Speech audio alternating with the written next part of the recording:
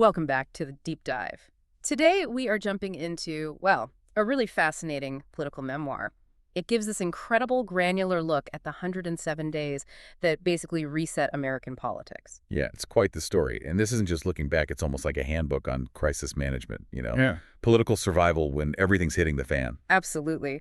So our mission here is to dissect how this major presidential campaign was essentially built overnight, right in the middle of chaos. We want to pull out the lessons in managing crisis, political maneuvering, strategic communication, all of it. That's right. And the starting gun really fires immediately after that truly disastrous debate performance. You remember where the incumbent president seemed hesitant and garbled? Oh, yeah. And then delivered that line, "We finally beat Medicare." Wow, that moment just seemed to confirm everyone's worst fears, didn't it? It did. And it instantly created this crisis, fueled by all those reports questioning his memory, his capacity, the works. So the reaction had to be immediate, high stakes. July 21st, the president signals he's stepping aside. But then he sort of floats this idea of maybe delaying the endorsement of his VP for a day or two. Right, maybe to prepare some grand speech or something.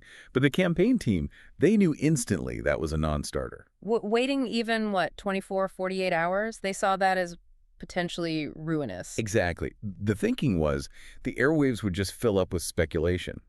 Does he really support her? Is the party split? So they needed a simultaneous announcement and endorsement, legitimacy, control, all in the same breath. Had to be lockstep. But what's really remarkable, as the source material points out, is that this wasn't entirely improvised on the spot. Oh. The VP's brother-in-law, Tony West, had actually developed a contingency plan about a year earlier, just in case something like this happened. The contingency plan. Yeah, they called it the red file. Oh. Internally, basically mapped out the first 24 to 48 hours. Yeah. Who to call, what statements needed to go out, the sort of rules of engagement for the transition. So they had a framework ready. That really speaks volumes about preparing for the unthinkable, doesn't it? It really does. Preparation is key, even for scenarios you hope never happen. Okay, so let's unpack that blueprint, starting with what must have been, just the most nerve-wracking part, finding a running mate. Oh, absolutely. They had this excruciatingly tight timeline, just 16 days to pick a VP. 16 days. And partly because that early Ohio ballot deadline, right? August 7th. Exactly. Yeah. So they had to cram a process that normally takes months, maybe longer, into just over 2 weeks. And you can't really cut corners on vetting someone for that job, even with the clock ticking.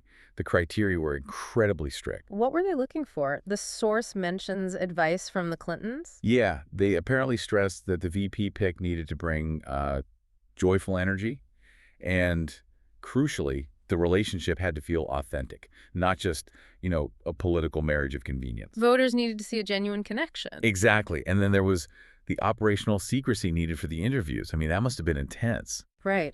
The source talks about avoiding the press staking out the Naval Observatory.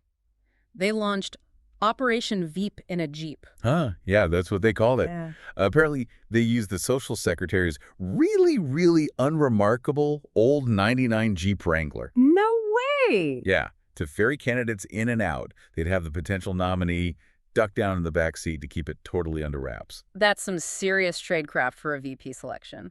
But the source also mentions another test, something much more personal, right? Beyond the politics. Absolutely. This was apparently quite important to the candidate. Beyond policy chops and poll numbers, they watched how the candidates treated staff.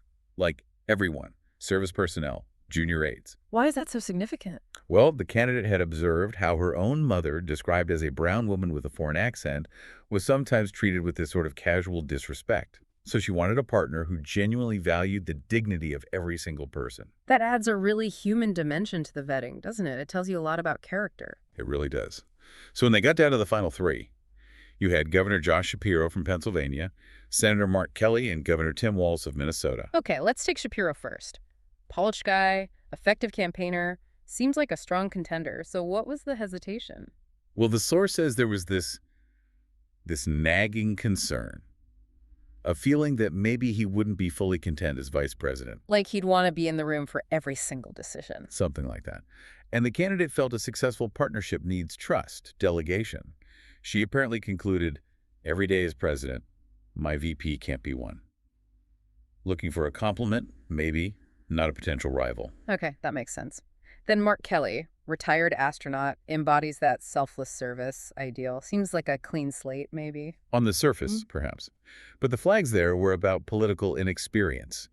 His political career was relatively short. And the worry was how he'd hold up under attack. Exactly. Vulnerability to the ugly grinder of Trump's attacks. The source explicitly mentions the fear of something like the swift boating of John Kerry happening again. Swift boating. For listeners who might not remember, that's those really vicious, often false attacks designed to undermine a candidate's biggest strength, like Kerry's war record. That's precisely. Calculated character assassination. Yeah. They just couldn't risk that vulnerability in such a short, intense campaign. Was there anything else with Kelly? There was also some notation about him being initially slow to support the PRO Act. The pro-labor legislation? Right. Yeah, and for a ticket needing to connect with working-class voters, especially the Midwest, any perceived lukewarm stance on key union issues, that was seen as a big political drawback. Okay, so that brings us to Tim Walz, governor of Minnesota. Less overtly polished, maybe, than Shapiro? Perhaps. Even self-critical about his debating skills, according to the memoir. But what he brought was this undeniable authenticity and that crucial Midwestern perspective. He worked on a farm, right? Could talk about hogs and soybeans. Genuinely? Yes. And here's what seems to have been the clincher, strategically speaking. Walz apparently had this unique ability to notice who was not in the room, meaning he understood which voters, which community leaders, which groups weren't being reached, and he knew how to connect with them. This was seen as a perfect counterbalance to the candidate's own West Coast roots and, more establishment ties. That makes strategic sense. It fits with that advice from Barack Obama mentioned in the source: choose someone very different to cover more ground. Exactly. It wasn't just about consolidating the base. It was about expanding the tent fast. So the ticket's set. Walz is the guy. But now, with the clock still ticking down those 107 days, the next huge challenge was figuring out what they could even talk about. Right, the messaging. Because time was so short, they had to do some brutal policy triage. They just couldn't afford to get bogged down in complex details. So what got prioritized? It had to be the immediate gut-level concerns.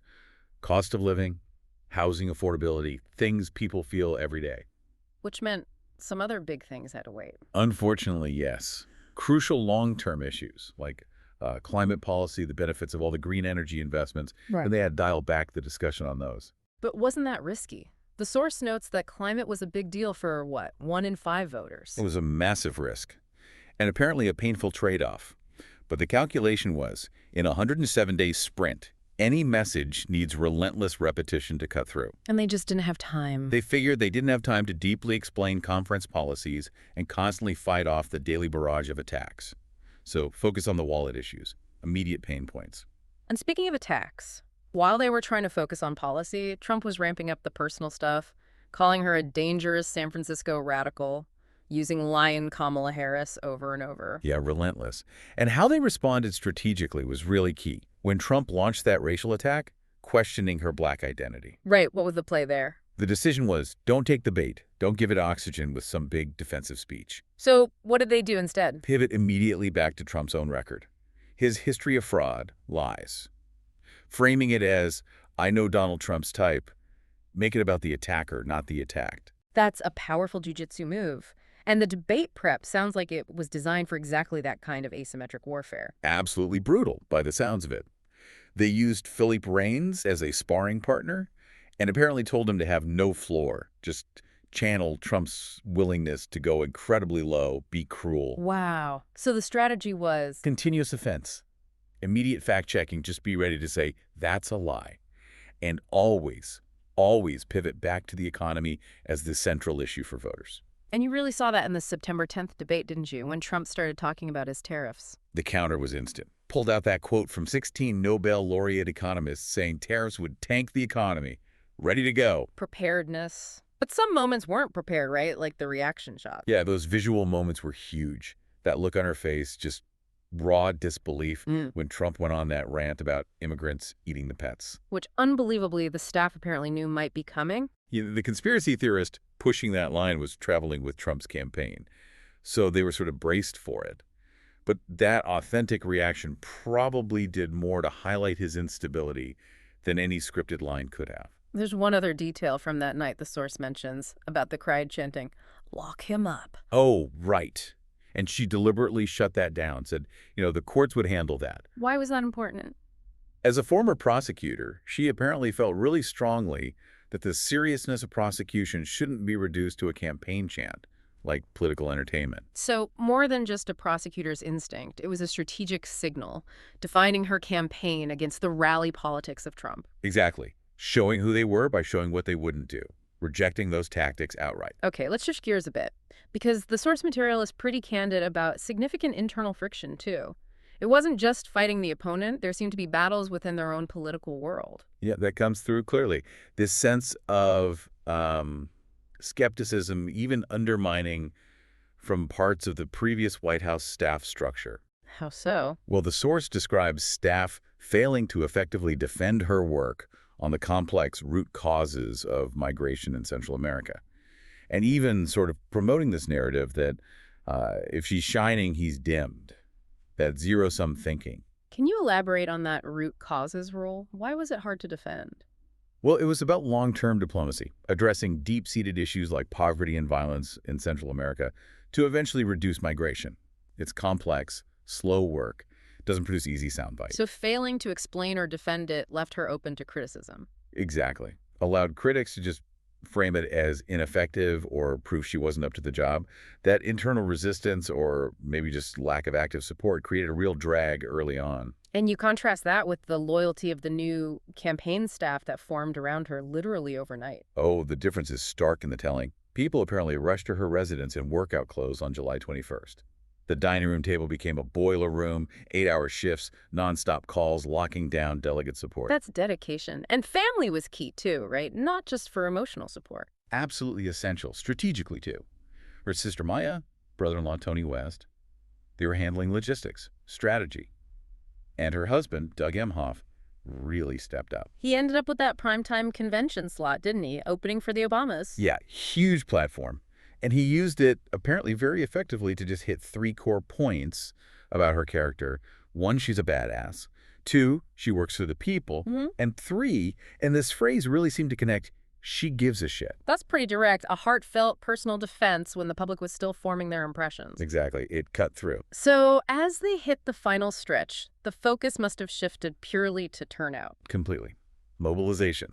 Which is why they brought in huge cultural figures, Megan Thee Stallion, Quavo, Beyonce, Taylor Swift, trying to energize younger voters especially. And yet, despite all that star power, the post-election analysis in the source material points to a real struggle there, particularly with young men under 30. Yeah, that's one of the really sort of tragic takeaways in the memoir. These voters, especially young men, apparently voted primarily on what they perceived their immediate economic interests to be. Even though the campaign's policies, renter protection, student debt relief were aimed right at them. Right. The policies were there. But in that 107-day whirlwind, the campaign just couldn't connect the dots fast enough, couldn't cut through the noise. And the narrative that Trump was some kind of economic savant, that somehow he'd magically fix their finances, that took hold faster. That's what the analysis suggests, that perception penetrated more effectively than the detailed policy reality could in such a short time. A devastating failure of communication under pressure. It really highlights the core conflict of those 107 days, doesn't it? Managing this insane, rapid transition while fighting off information warfare, constant attacks, and this undercurrent of internal skepticism. Just relentless pressure. Absolutely. And the final reflections in the book really capture the profound emotional toll of it all. The candidate talks about feeling ashamed to realize I was in the denial and bargaining stages of grief right after the loss. It acknowledges the human cost. But the source also makes a point of highlighting the adherence to democratic norms, right? Yes.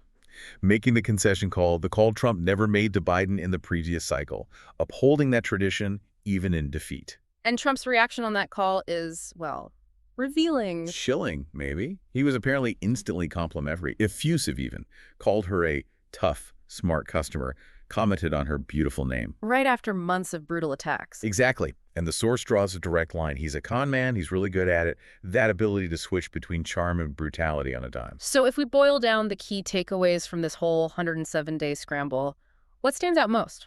Well, first, that $81 million raised in the first 24 hours. That was like immediate, undeniable proof of life for the new campaign. Okay, what else? Second, the sheer level of operational secrecy they needed.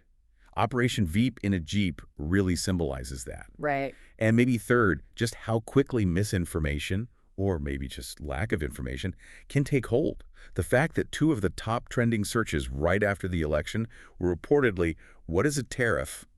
and "Can I change my vote?" Wow. That tells you people were voting based on headlines or gut feelings without maybe fully grasping the implications. It certainly suggests that. And the source material ends on a pretty sobering note, suggesting the guardrails of democracy, executive, media, judicial were really buckling under the strain. It does, which forces us to think bigger, beyond just politics. So that brings us to our final provocative thought for you, the listener. The campaign had its red file, right? That contingency plan.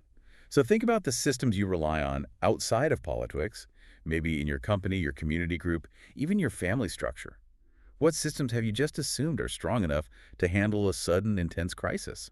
And how do you actually test those assumptions? How do you find the vulnerabilities before the crisis hits? What would your organization, your team, your family do in hour one of the unthinkable? Something to really chew on.